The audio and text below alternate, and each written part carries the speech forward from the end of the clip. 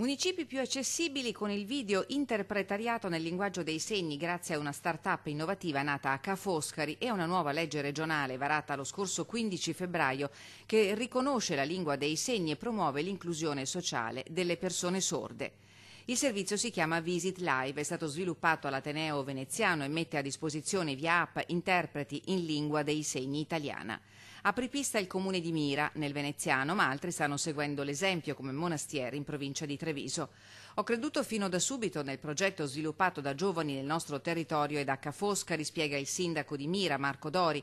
Un valore aggiunto, oltre che una brillante idea, una tecnologia al servizio della comunità e contro le barriere linguistiche. Il primo cittadino di Mira ha intenzione di sperimentare la traduzione con la lingua dei segni anche in consiglio comunale, magari con la diretta streaming.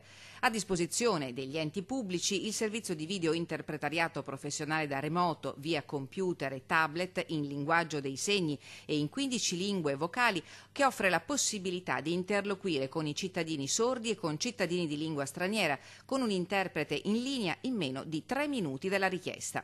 L'auspicio è che la legge possa concretizzarsi presto in una serie di altre azioni concrete che permettano inclusione, integrazione e accessibilità a tutti i cittadini sordi in tutti gli ambiti su tutto il territorio.